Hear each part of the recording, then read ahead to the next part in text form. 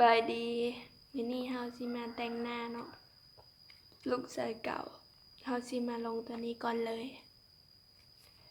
ตัวนี้เป็นเจลผสมครีมกันแดดทาไปทั่วหน้าเลยเนาะ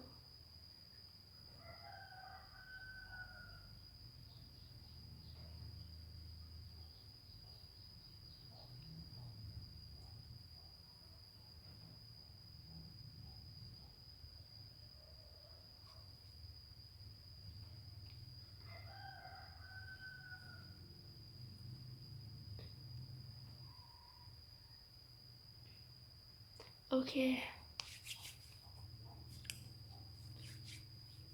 ช่วงนี้ช่วงโควิดเนาะบ่ได้ไปใจแต่งหน้าอยู่เฮือน ต่อไปเฮาสิมาเขียนคิ้วกันเนาะจนรุ่นจนเลาะหมดแล้ว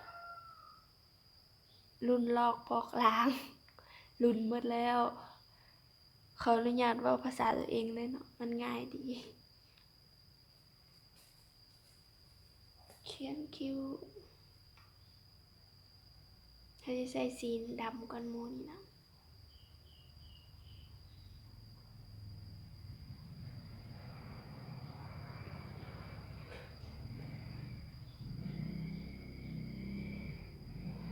เขาจะเขียนพอฟุ้งๆ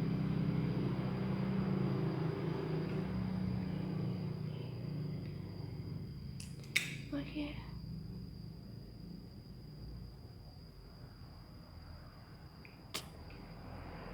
เขาสิใส่มาสคาร่าเนาะปัดให้ขนคิ้วเขาฟูๆเขาสิแต่งออกแบบขนคิ้วตั้งๆฟูๆ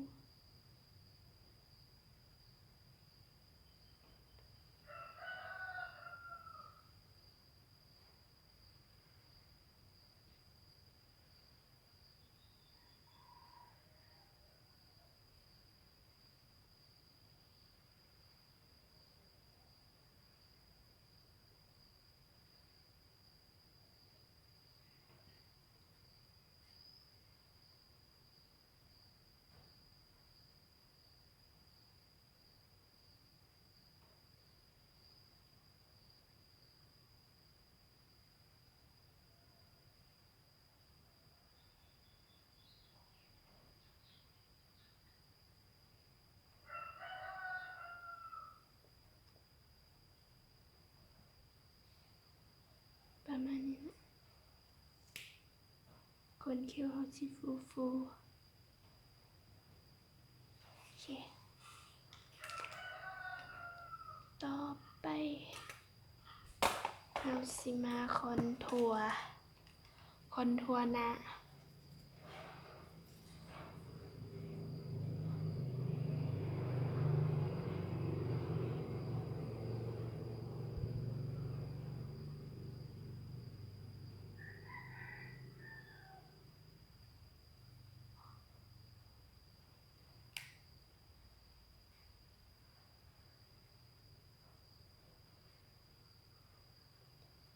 ต่อไป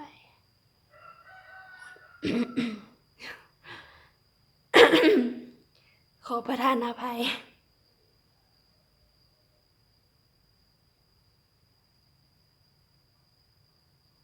โอเค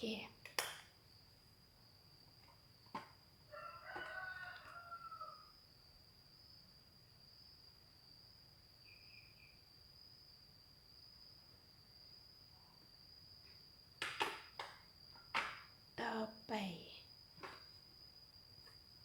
เรื่องงานตาเกือบติดคอ เสียงแจ้งแล้ว ต่อไป ใส่สีส้มเนาะทาทั่วเปลือกตา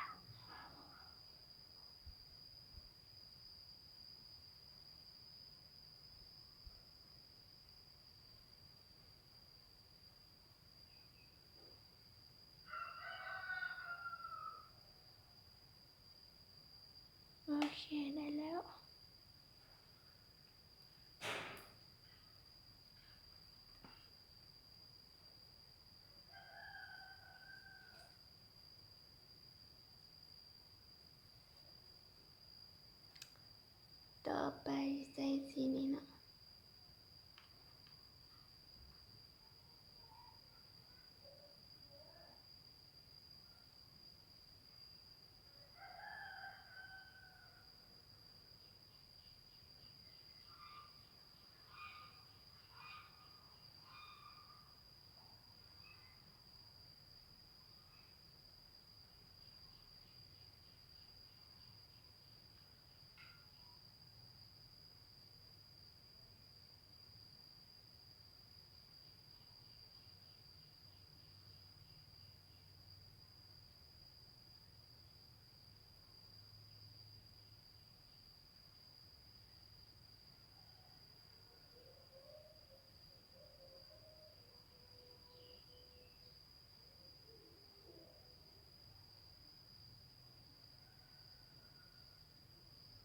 อารมณ์ประมาณขัดเบ้าตาเนาะ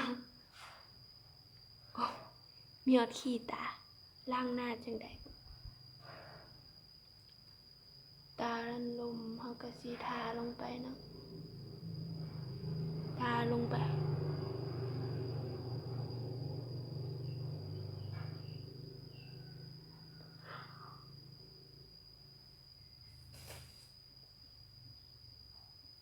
ใส่หัวตาจักหน่อยหนึงใส่สีนี้เนาะใส่หัวตา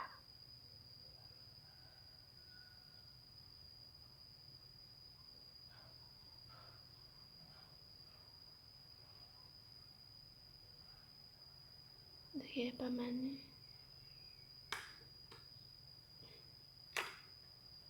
นี่เฮาสิเน้นตาฟูๆ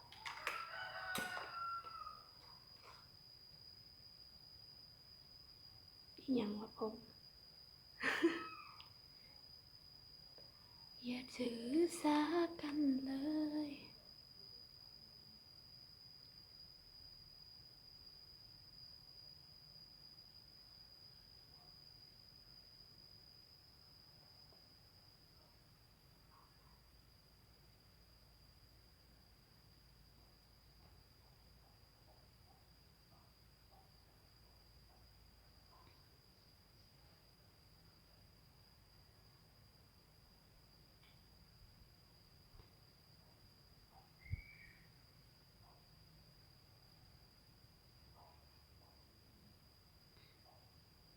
โอเคประมาณนี้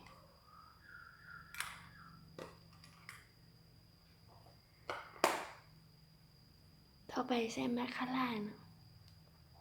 ปัดขนตา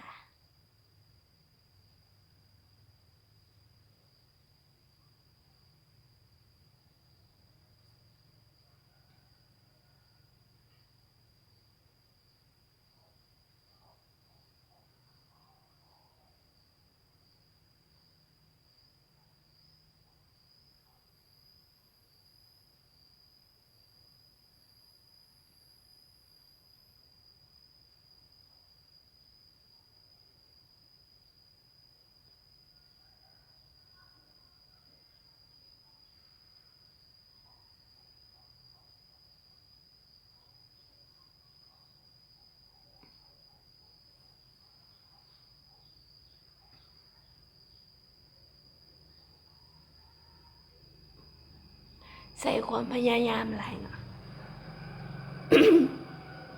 เขาจะได้ตาขนตายาวๆเนาะ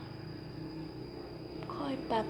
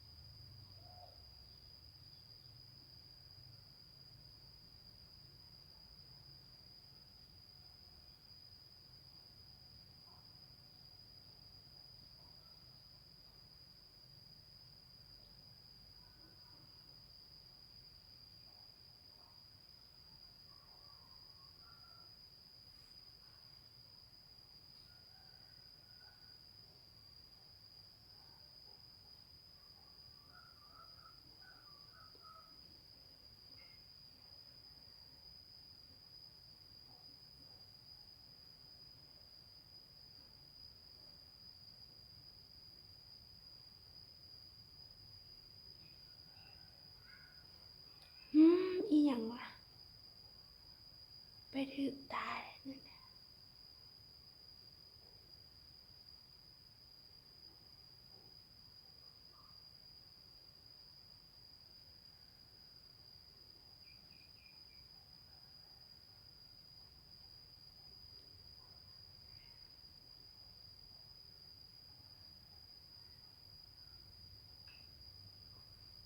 โอเค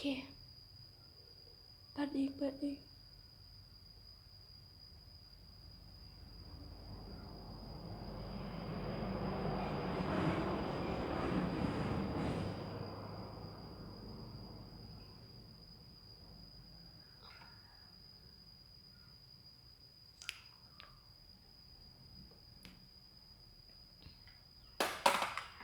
ต่อไป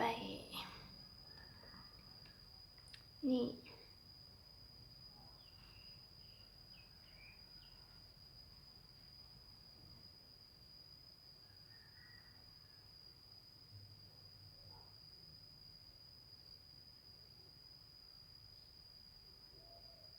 ประมาณนี้จากนั้นเอาสีมาทาปากโอ้เสียง อันตรายจริงๆนะแกอื้อหือมีความเบอร์น่ะสีบอใส่ลายต่อไปทาแป้งจักหน่อย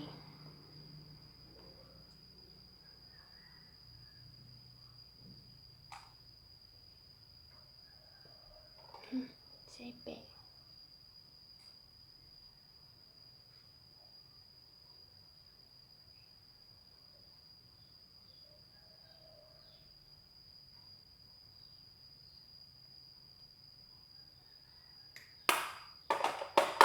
ว้าวเสียง โอเค จบแล้วนะสำหรับลุคนี้ ก็สิได้ประมาณนี้